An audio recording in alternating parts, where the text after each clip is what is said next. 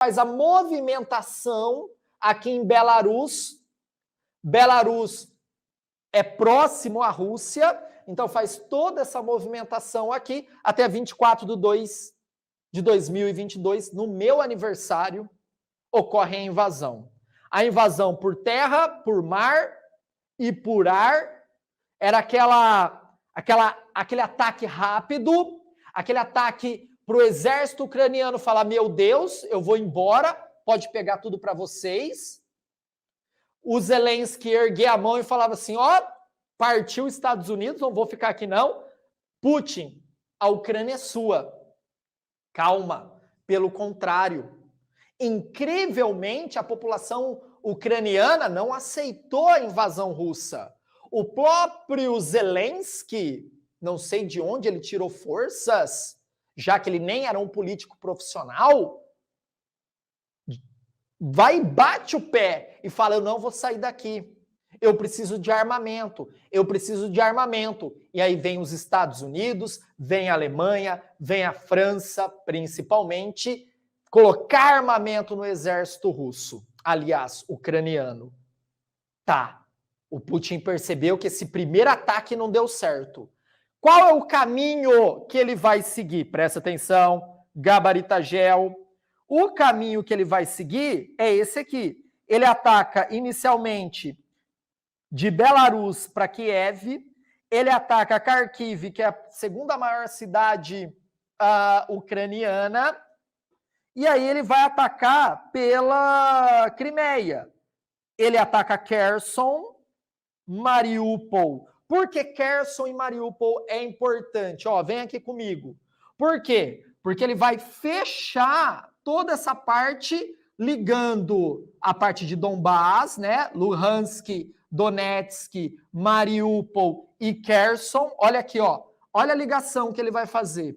Ele vai tomar o Mar de Azov e o Mar Negro, impedindo que a Ucrânia tenha saída por mar.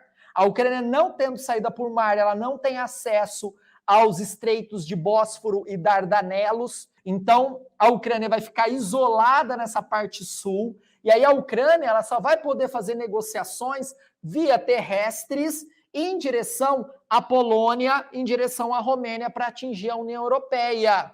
Já que na parte norte da Ucrânia, você tem Belarus, que é inimigo. Cara, o cenário está perfeito. O cenário está perfeito para Vladimir Putin. Logo no início da guerra, olha os caminhos do Putin. Ele conquista Kherson, foi a maior cidade que está realmente nas mãos dos russos. Já há até um prefeito lá que é atrelado ao Vladimir Putin. Lembrando que tem gente, tem ucraniano que apoia o regime russo, tem partido político que apoia o regime russo, tá? Apoia, vem aqui. Dominou Kherson. E aí eles queriam dominar Mariupol. Aqui, aguenta que daqui a pouco eu falo. Aí o ataque começa em Kiev. Bombardeia Kiev, pressiona Kiev, faz movimentações de grandes colunas de tanque em direção a Kiev, mas não consegue avançar. Primeiro, por uma questão logística e outra, a resistência. A resistência. Os ucranianos, eles receberam 2 tipos de armamentos que mudaram a guerra. Cada guerra, gente, tem armamentos que se destacam. Por exemplo, na Guerra do Vietnã, nós temos a bomba Napalm, né, que é uma bomba incendiária que mudou o agente laranja, que vai mudar toda a dinâmica do conflito. Aí você teve também, na Guerra do Iraque, os mísseis de cruzeiro. Né? Você teve navios americanos atracados no Golfo do México, no Golfo Pérsico, mandando mísseis em direção a Bagdá. Isso também foi um símbolo da guerra. Você tem armamentos mais primitivos, como nós tivemos em Ruanda, o massacre de Ruanda, utilizando facão, aquele de cortar cana. Né? Lá em Ruanda, os Hutus e Tutsis, um matava o outro com esses facões. Você teve as guerras na África com o AK-47. Então você tem algumas armas símbolos. E nessa da Ucrânia você tem 2. Uma é os drones que são fabricados na Turquia, né? Quem fabrica, só para vocês terem uma ideia, é um homem casado com a filha do Erdogan, que é o presidente ali da Turquia. E ele começou a fabricar em massa esses drones. E é um drone que, além de conseguir, né, acabar com um tanque de guerra, que é uma arma símbolo da Rússia, esses drones filmam. Então, filmar, às vezes, dói mais para o país do que um tanque destruído. Porque mostra que o país está perdendo a guerra. Independente se é um tanque, 2 tanques destruídos, mas aquela imagem modifica o andar da guerra. E esses drones foram dados pela Turquia e pelos Estados Unidos, tá? Passando pela Turquia, para o exército ucraniano. Ajudou demais. Fora os lança-mísseis Javelin, que é uns lança-mísseis, não sei se pronuncia assim corretamente, mas isso não interessa agora, né? Javelin, que é uns lança-mísseis que até adolescente consegue utilizar. Você tinha imagens de adolescente na periferia de Kiev, destruindo tanque de guerra, porque é um lança-mísseis leve que tem visão noturna, que é uma problemática do exército russo, tá? Armamentos que não são efetivos no escuro. E esse míssil Javelin favorece ataque noturno. Então, toda essa coluna que estava arrumando a Kiev, ela se desfez e se movimenta hoje em direção, presta atenção, se movimenta hoje em direção à região de Donbass. Até o próprio Vladimir Putin, olha os novos caminhos da guerra, disse que agora a guerra se encontra em outro estágio. E a fala do Vladimir Putin mudou. Antes a fala era uma operação especial. Já se diz que Vladimir Putin está chamando esse conflito de guerra e não mais de uma operação especial. Então ele desloca as tropas e não consegue conquistar a capital. Se a gente for fazer uma análise geopolítica disso, já que geopolítica é disputa territorial, isso é um ponto crucial para a guerra. Porque se Vladimir Putin tivesse invadido Kiev, tomado Kiev, retirado o governo de Zelensky, ele tinha ganho a guerra, ele não precisa conquistar mais nada. A capital é o símbolo do poder.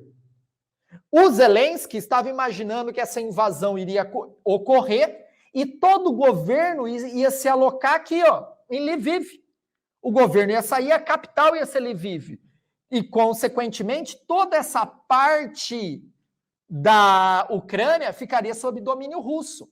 Esse lado da Ucrânia, dificilmente os russos vão colocar o pé. Por quê, Jean? Primeiro, essa região aqui é uma região acidentada, é os Cáucasos ucranianos.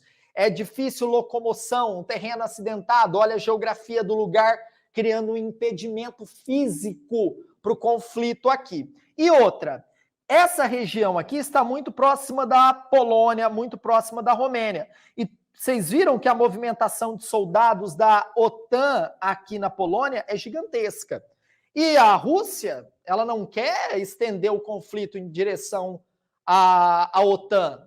Pelo menos é o cenário mostrado hoje.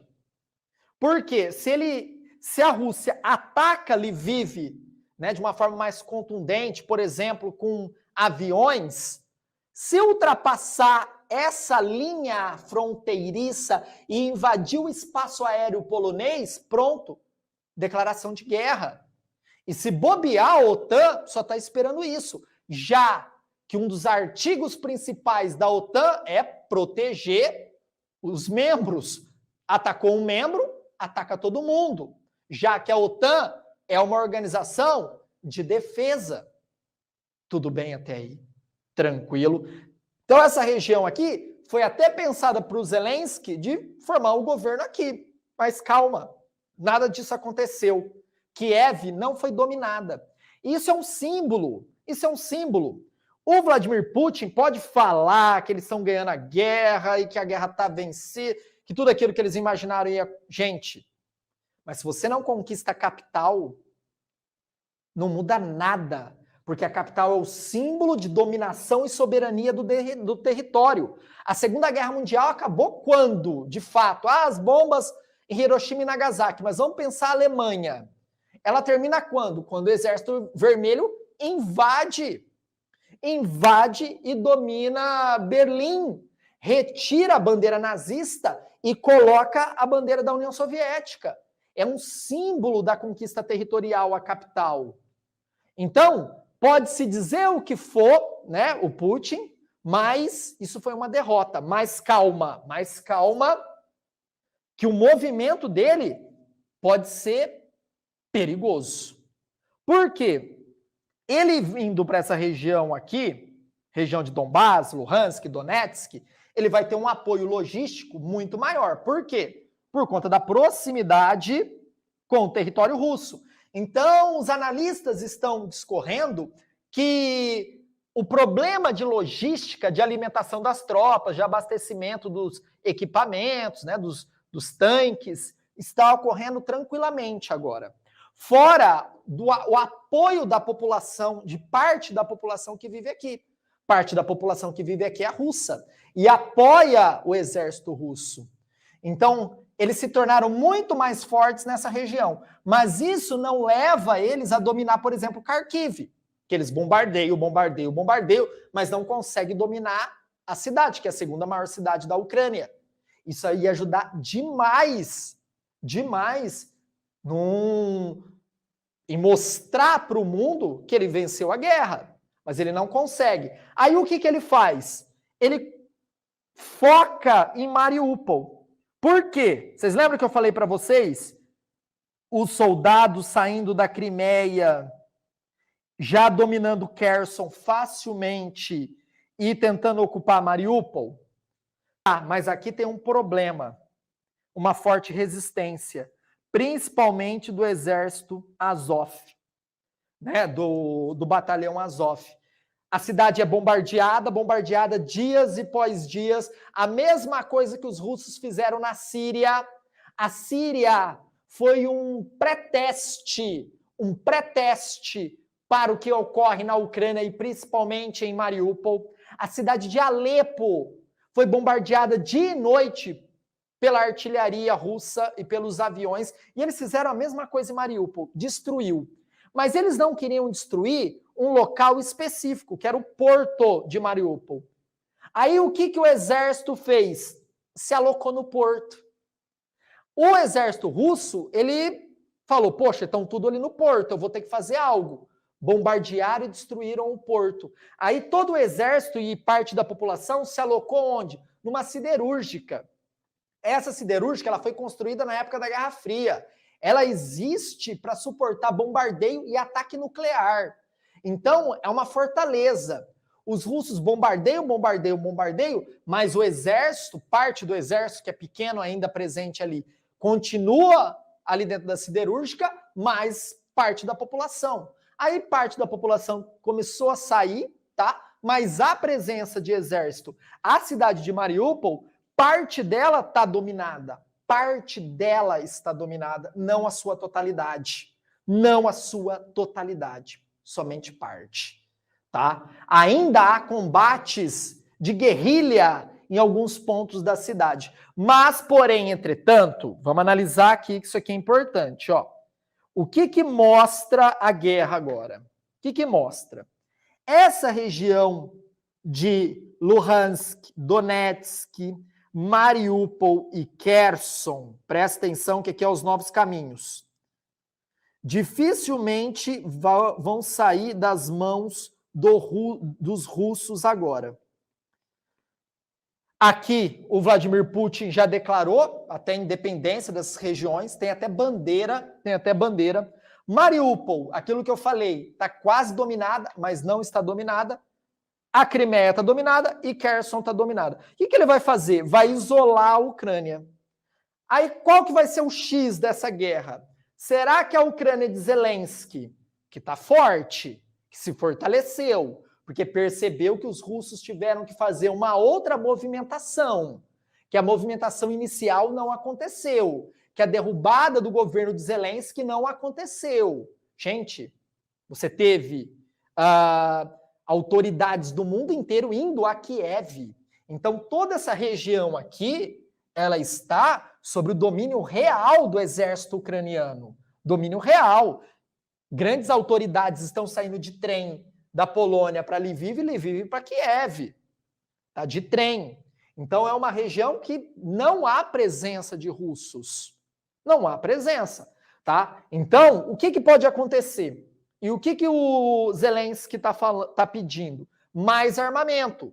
E agora nós estamos em outra fase da guerra. Por quê? Estados Unidos, Alemanha, além de mísseis Javelins e drones, que são equipamentos leves e de fácil transporte, gente, vão dar aviões.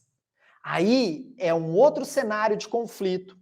Outro cenário. Vários soldados ucranianos estão recebendo treinamento na Alemanha para pilotar jatos. Jatos de última geração, alemães e estadunidenses. Com isso, a guerra vai passar por outro estágio. Por quê? Imagina a Ucrânia perdendo todo esse território aqui. Perdendo as usinas nucleares. Perdendo os portos. Quem vai ser a Ucrânia?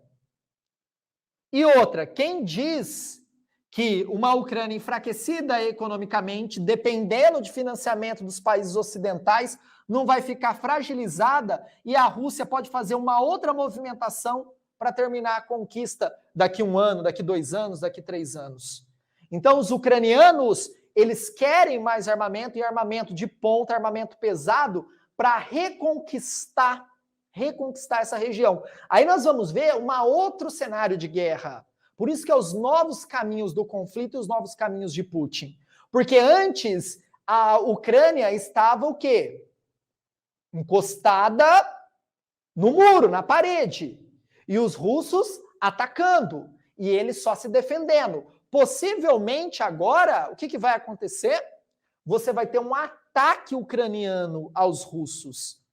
Um ataque ucraniano, pensando o quê? Na retomada dessa região aqui. Então, a ideia dos ucranianos agora, nesse segundo momento, é o quê? Atacar Kherson, recuperar Mariupol e recuperar Donetsk e Luhansk. Então, o que a gente pensou inicialmente desse conflito? Que ia ser rápido, em 1 semana estava na mão dos russos. Pelo contrário, é uma guerra de cenário muito mais longo, muito mais longo. Por quê? Os Estados Unidos também, em nenhum momento, estimula a negociação. Os Estados Unidos estimulam o quê? O conflito. E a fala do Zelensky já está clara, não tem negociação mais com os russos. Por quê? A Ucrânia está se fortalecendo. Lembro você que o exército ucraniano, que hoje grande parte são civis, é maior que o exército russo. Por quê? Porque são civis. Eu não estou falando exército da ativa. Qualquer pessoa hoje pega uma arma, um míssil Javelin e vai para a guerra. Então é muita gente. Então o exército russo está andando na rua, aparece um moleque com uma bomba e explode um tanque. Então é uma guerra que vira uma guerra de guerrilha. E isso é muito ruim para os russos. E os russos ainda não mandaram os principais soldados. Vocês sabiam disso? Não mandaram os principais soldados. Mandaram muitos jovens da região da Sibéria, bem jovens, tá? Soldados de 18, 19 anos, nem sabiam o que estavam fazendo ali. O Putin ainda não mandou o pelotão de elite. Não é doido, não é doido. Porque se ele manda o pelotão de elite e acontece alguma coisa, ele enfraquece internamente. E a oposição russa pode derrubá-lo. Então é um jogo de xadrez. Gente, não imagina que todo mundo da Rússia ama o Putin, não. Você tem grupos opositores. E grupos que muitas vezes o Putin nem sabe que é opositor e tá ali, ó, macumunando por trás. Lembro você, é política, é poder. Então, o Putin ele não vai tirar de uma hora para outra o batalhão de elite do exército russo para mandar para a Ucrânia. Ele ainda prefere mandar armamento, como os tanques de guerra, que são clássicos da Rússia, como os aviões, né, para dominar toda essa região, que é o foco agora dos russos. Fora, economicamente, é muito interessante para os russos isso aqui, pessoal. Por quê? Porque a Rússia, grande parte dos seus portos é em águas geladas. E águas geladas congelam em época do ano, tá? Fica tudo lá no norte da Rússia, no Mar Ártico. Agora, tendo portos em águas quentes, como aqui do Mar de Azov e do Mar Negro, facilita muito, né, a economia, né, de toda essa região que vai ser anexada. O cenário é esse. O cenário é esse, anexado pelos russos. É o cenário.